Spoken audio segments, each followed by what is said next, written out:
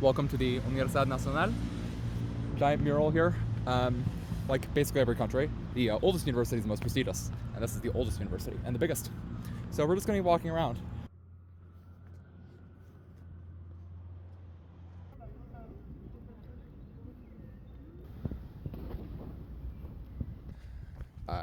Beautiful so far.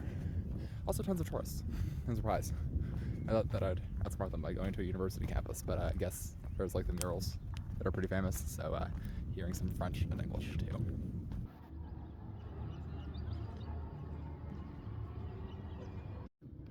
No, this is what I expect from a real university campus. Random, like, misplaced stones. It doesn't flood. So at least there's that, at least from what I could see. But, yeah. Walking to a bookstore to see if I can get a shirt, because I have not been able to find either a football jersey or a university shirt, which is my only tourist souvenir I normally bring out back from these things. For some reason, all the roads that you can walk on off of the main road, they're all closed off, so it seems like this is a very walled-in campus.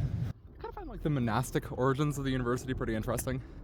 That like, it just is a place where, for some reason, young people are sent for 3 to 5 years. Just like be in a small group, entirely focus on studies. Like that's kind of the university college ideal, at least in the UK, US, kind of spread. Scottish model. I don't know. Is that actually the best way to educate? Is it good to be cloistered off? I mean, I'm just thinking, even look at this UNAM here. The discourse here is very different than the rest of the city. Is it the students that are wrong, or is it the population that's wrong? Always an interesting question, and one that everyone has an opinion on. You know exactly where we are.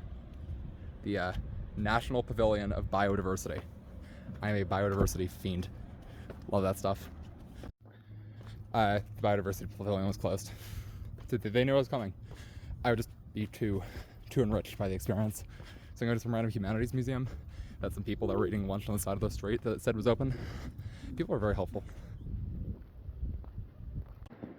Still getting our biodiversity in the Universum. A lot of museums at this university.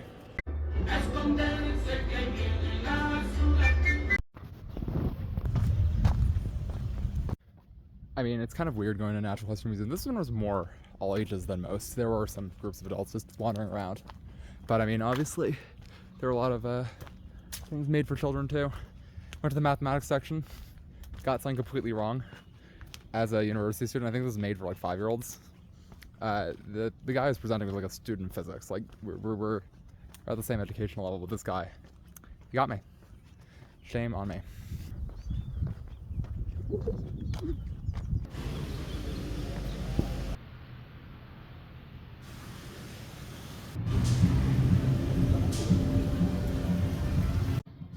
This is Coyoacán. All your favorite quirky characters that have lived in Mexico City probably spent some time here. Frida Kahlo, Leon Trotsky.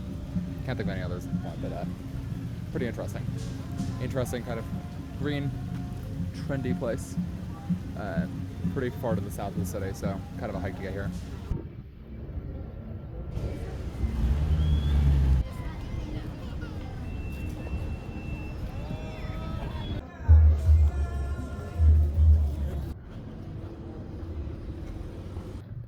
This is the Trotsky Museum.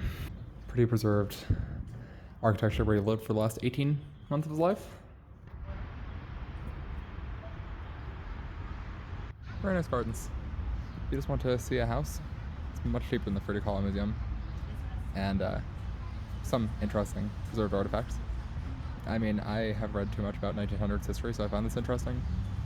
If you don't, then you probably wouldn't, but to each their own. Spoke Chinese in the Mexico City Trotsky Museum. Very, very cosmopolitan experience. That is the house that Frida Kahlo lived in. It's very expensive to enter. You need a reservation.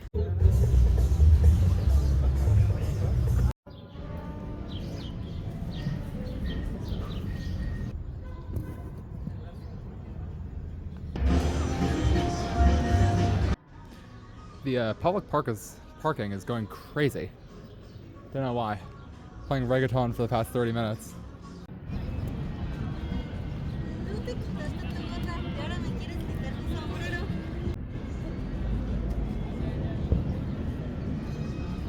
What a charming little neighborhood. I went to the folklore museum. Finally got my little souvenir. It is kind of touristic, but at the same time it was cheap, and that was my main barometer, just to have something to remember the city for. For some reason, all the soccer jerseys are like $20, like 300 or so pesos. So we went for the kind of graphic designy approach instead, but loving this little street. Very pedestrian, very just relaxed. Seems like a tourist trap for local Mexicans in a way, and there are foreigners too. It seems much more like just a lot of people from probably other parts of the city or country just like lounging around, getting the same like touristy coffees as I am. So I'm immersing myself. I'm blending in by blending out.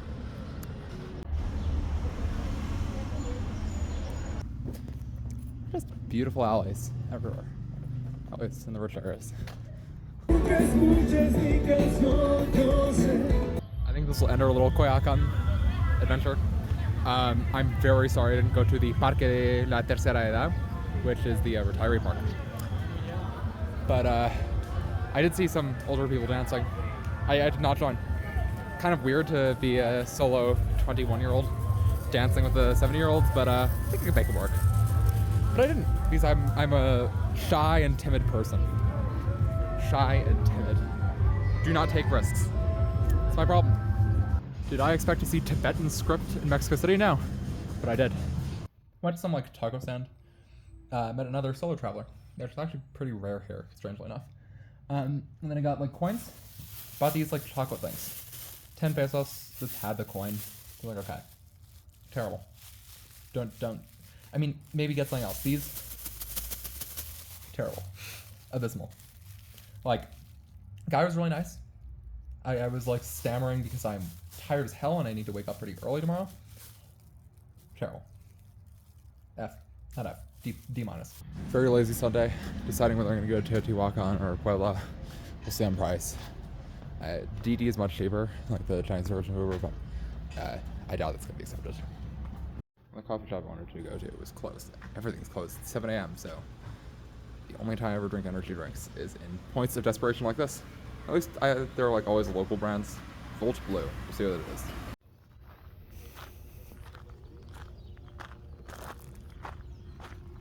Whoever makes like the pictures of Teotihuacan needs to be fired. Like, this thing's 3 times taller than I expected. I was borderline going or not. That thing is absolutely giant. I think it's Pirámide del Sol, or Pyramid of the Sun. So Teotihuacan was actually a city that was before the Aztecs. But it had like 150 or 200,000 people. Like, it was like the 6th largest city in the world when it existed. And yeah, you could see that. You need a lot of people to build like that thing. We're just missing an eagle and a snake. I may be the first person to think this actually gives me Anuradhapura vibes. Large stone structures that you kind of just walk around. Very cool.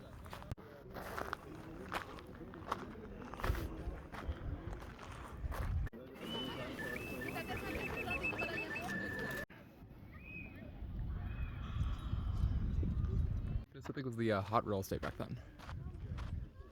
Yeah, I think it's the Avenue of the Dead, which is a very uplifting name for an avenue. Gigantic cactuses. Actually, I believe the tops are edible as well. And I think actually the whole thing is, but very easy to get pricked if you don't watch it very carefully.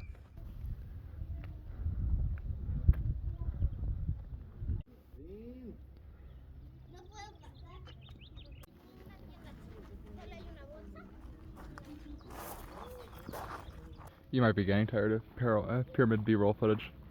It is beautiful. The thing is, like, always sets like this are way worse on camera than they are in real life. You don't get the scale, which is like 80% of the impressiveness. And like, just knowing the age of all this. So this is actually saying that some of these are from 150 AD. That is a long time ago.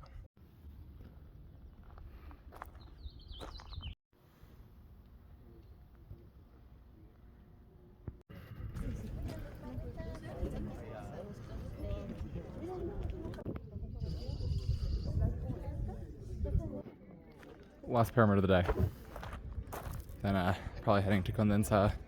That's the last bougie area I have not seen. If you know me, I love going around in bougie areas.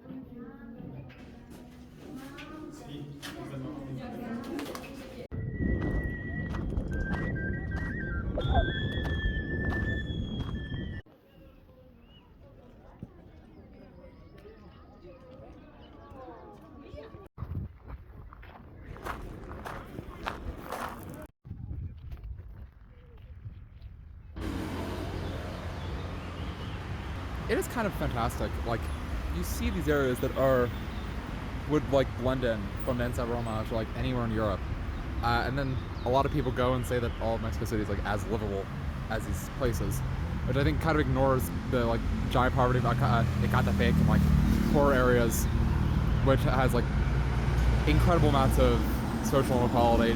Not much is being done to help, so it's complicated. I think having one simple narrative about a city being livable, not livable, underrated, overrated, is kind of ridiculous, especially in a city of neighborhoods like this. I didn't film any of that drive. You can watch some of the Senegal video of driving into Dakar.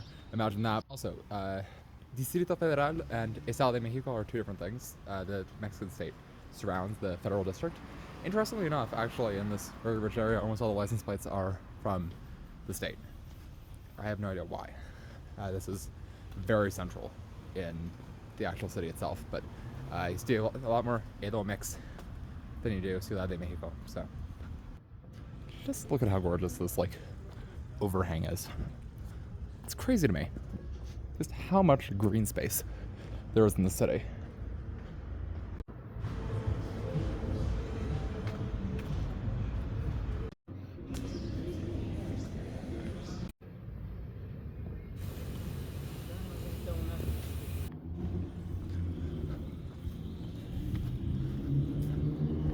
Cyclists everywhere. Not sure if this is an event.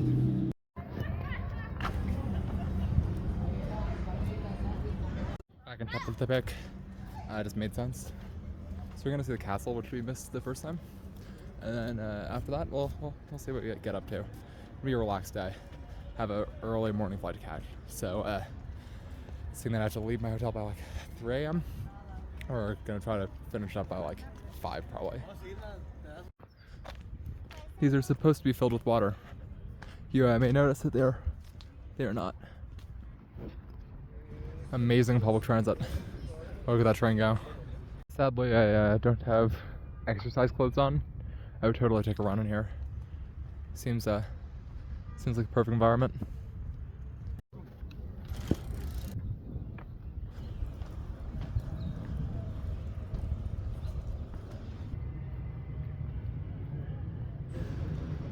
Yet another nice public park, Parque España. Trees just everywhere. This is Condensa still. Exactly where I belong. Dog area.